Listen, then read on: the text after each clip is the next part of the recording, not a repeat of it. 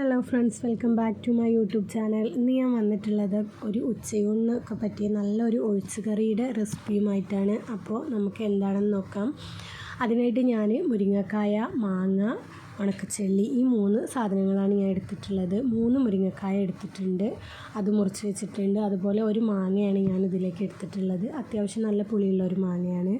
പിന്നെ ഉണക്കച്ചെള്ളി കുറച്ച് എടുത്ത് വെച്ചിട്ടുണ്ട്. ഉണക്കച്ചെള്ളി ഞാൻ ഫസ്റ്റ് തന്നെ കുറച്ച് എടുത്തിട്ട് വെള്ളത്തിലിട്ട് വെച്ചിട്ടുണ്ട്. വെള്ളത്തിലിട്ടിട്ടാണ് ഞാനത് ചൂടാക്കാൻ വേണ്ടിയിട്ട് പോകുന്നത്. കുറച്ച് നേരം ഒരു 2-3 മിനിറ്റ് വെള്ളത്തിലിട്ട ശേഷമാണ് ഞാനിത് ചൂടാക്കിയെടുക്കാൻ പോകുന്നത്. ശേഷം ഞാനൊരു ഫ്രൈ പാൻ എടുക്കുന്നുണ്ട്. ഫ്രൈ പാൻ എടുത്തിട്ട് ഈ കഴുകി വെച്ച ഉണക്കച്ചെള്ളി ഞാൻ അതിലിട്ടിട്ടൊന്ന് വറുത്തെടുക്കാൻ പോവുകയാണ്. വെള്ളത്തിൽ കുതിർന്നതുകൊണ്ട് തന്നെ ഒന്ന് ക്രിസ്പിയായി വരാൻ കുറച്ച് സമയം എടുക്കുന്നുണ്ട്. അപ്പോൾ ഞാനത് നന്നായിട്ട് ഇളക്കി കൊടുക്കുന്നുണ്ട്. അപ്പോൾ ഇതൊന്ന് നല്ല രീതിയിൽ ക്രിസ്പി ആവുന്ന വരെ നമ്മളിത് ഇളക്കി കൊടുത്തുകൊണ്ടേ ഇരിക്കണം. അടി പിടിക്കാതെ നമ്മൾ പ്രത്യേകം ശ്രദ്ധിക്കണം.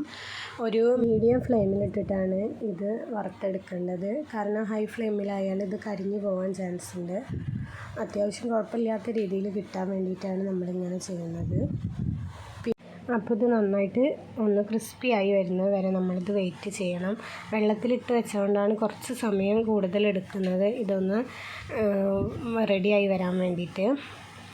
അപ്പോൾ ഒരുവിധം റെഡി ആയിട്ടുണ്ട്. കൂടുതൽ ക്രിസ്പി ആവാതെ നമ്മളിത് നോക്കണം. കാരണം ഒരുപാട് ക്രിസ്പി ആവുന്ന വരെ നമ്മൾ ഫ്രൈ പാനിലിട്ടത് ഇളക്കാൻ പാടില്ല. ഒരുവിധം ആയെന്ന് തോന്നിയാൽ നമ്മളിത് മാറ്റി വയ്ക്കുക. ശേഷം ഞാൻ എടുക്കുന്നത് 1 കപ്പ് തേങ്ങയാണ്.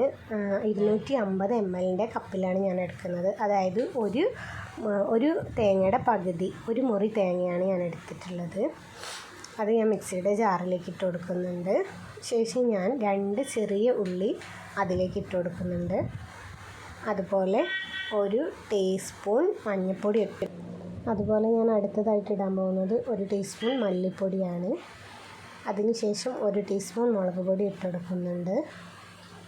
എന്നിട്ട് അതിലേക്ക് ആവശ്യത്തിന് ഉള്ള വെള്ളം ഞാൻ ഒഴിച്ച് കൊടുക്കുന്നുണ്ട്. 1 ഗ്ലാസ് വെള്ളം ഞാൻ അതിലേക്ക് ഒഴിച്ച് കൊടുത്തിട്ട് നമ്മളിത് നന്നായിട്ടൊന്ന് അരച്ചെടുക്കണം. അത്യാവശ്യം നല്ല ഫൈൻ പേസ്റ്റായിട്ട് അരച്ചെടുക്കുകയാണ് ചെയ്യുന്നത്. അപ്പോൾ ഞാൻ ഇങ്ങനെ നല്ല ഫൈൻ പേസ്റ്റായിട്ട് അരച്ചെടുത്തിട്ടുണ്ട്. അതിനുശേഷം ഞാനൊരു കുക്കർ എടുത്ത് വെച്ചിട്ട് അതിലേക്ക് മുരിങ്ങക്കായ അതിലേക്ക് ഇട്ട് കൊടുക്കുന്നുണ്ട്. ശേഷം ഞാൻ മുറിച്ച് വെച്ച മാങ്ങ ഞാൻ അതിലേക്ക് ചേർത്ത് കൊടുക്കുന്നുണ്ട്. ശേഷം ഞാൻ അതിലേക്ക് 1.5 ഗ്ലാസ് വെള്ളം ഒഴിച്ച് കൊടുക്കുകയാണ്. ആവശ്യത്തിനുള്ള വെള്ളം നമുക്ക് അതിലേക്ക് ഒഴിച്ച് കൊടുക്കാം. വെള്ളം ഒഴിച്ച് കൊടുത്ത ശേഷം ഞാൻ അതിലേക്ക് കുറച്ച് മഞ്ഞൾപ്പൊടി ഇട്ട് കൊടുക്കുന്നുണ്ട്. പിന്നീട് അതിലേക്ക് ആവശ്യമായ ഉപ്പ് ഞാൻ ചേർത്ത് കൊടുക്കുന്നുണ്ട്. എന്നിട്ട് ഞാനിപ്പോൾ ഇത് ഉണ്ടാക്കുന്നത് കുക്കറിലാണ്. ഏറ്റവും ബെസ്റ്റായിട്ട് നന്നായിട്ട് ഉണ്ടാക്കുക മൺചട്ടി ഉള്ളവരാണെന്നുണ്ടെങ്കിൽ മൺചട്ടിയിൽ ഉണ്ടാക്കുകയാണ് നല്ലത്. പിന്നെ ഞാൻ അതിൻ്റെ ശേഷം കുറച്ച് ഉണക്കച്ചെമ്മീൻ എടുത്തിട്ട് അതിലേക്ക് ഇട്ട് കൊടുക്കുന്നുണ്ട്. പിന്നീട് നമ്മൾ ഇത് അടുപ്പിൽ വെച്ചിട്ട് 1 വിസിൽ വരുന്നത് വരെ വെയിറ്റ് ചെയ്യേണ്ടതാണ്.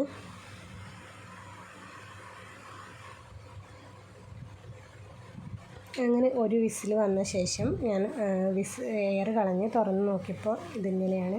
പിന്നീട് നമ്മളിത് അരച്ച പേസ്റ്റ് അതിലേക്ക് ഒഴിച്ച് കൊടുക്കുക. എന്നിട്ട് നന്നായിട്ട് നമ്മളിതൊന്ന് മിക്സ് ചെയ്യണം. ഇത് നമ്മൾ നന്നായിട്ട് മിക്സ് ചെയ്ത ശേഷം ഇതിൽ ഉപ്പോ എരിവോ എന്തെങ്കിലും കുറവുണ്ടെന്നുണ്ടെങ്കിൽ നമ്മൾ ആവശ്യത്തിനുള്ളത് ചേർത്ത് കൊടുക്കുക. അപ്പോൾ ഞാനിത് നന്നായിട്ടൊന്ന് മിക്സ് ചെയ്തെടുക്കുന്നുണ്ട്. അപ്പോൾ ഇത് നന്നായിട്ടൊന്ന് മിക്സ് ചെയ്യാം. എന്താ കുറവുള്ളതെന്ന് വെച്ചാൽ നമുക്കത് ചേർത്ത് കൊടുക്കാവുന്നതാണ്. അപ്പോൾ ഞാൻ കുറച്ചൊരു മഞ്ഞൾപ്പൊടി ഇട്ടെടുത്തിട്ടുണ്ട്.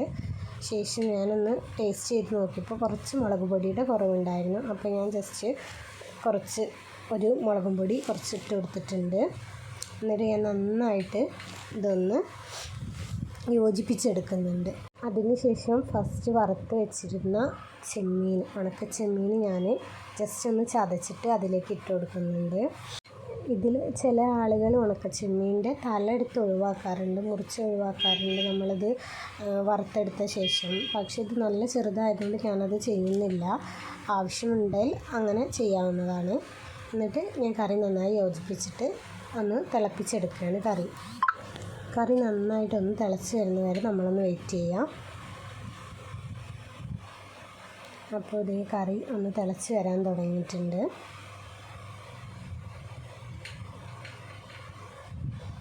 അപ്പോൾ കറി ഇപ്പോൾ നന്നായിട്ട് തിളച്ച് വരൽ തുടങ്ങി. അതിന് ശേഷം നമ്മൾ ഗ്യാസ് ഓഫ് ചെയ്യാം. എന്നിട്ട് വറുത്തിടുക. ചെറിയ ഒരു ഉള്ളി എടുത്തിട്ട് വറുത്തിടണമെങ്കിൽ വറുത്തിടാം. പാൻ വെച്ചിട്ട് ചെറിയ ഉള്ളി മുറിച്ചതാക്കി ഇട്ട് കൊടുത്ത ശേഷം കുറച്ച് കറിവേപ്പില എടുത്തിട്ട് ഒന്ന് വറുത്തിട്ടാൽ ഒന്നും കൂടി ടേസ്റ്റ് കിട്ടും. അപ്പോൾ നമ്മുടെ കറി ഇവിടെ റെഡി ആയിട്ടുണ്ട്. ഉച്ചയൂണിനൊക്കെ പറ്റിയ നല്ല ടേസ്റ്റുള്ള ഒരു ഒഴിച്ച് കറിയാണിത്. അപ്പോൾ നിങ്ങൾക്ക് എല്ലാവർക്കും ഇഷ്ടമാവുമെന്ന് ഞാൻ വിചാരിക്കുന്നു. നിങ്ങളിത് തീർച്ചയായും ട്രൈ ചെയ്യണം. നിങ്ങളുടെ ഫീഡ്ബാക്ക് എന്താണെന്ന് വെച്ചാൽ അറിയിക്കുക. അതുപോലെ എൻ്റെ ചാനൽ ഇഷ്ടമായാൽ സബ്സ്ക്രൈബ് ചെയ്യുക, ലൈക്ക് ചെയ്യുക, കമൻറ്റ് ചെയ്യുക. അപ്പോൾ ഇന്നത്തെ വീഡിയോ ഇത്രയേ ഉള്ളൂ. Bye bye.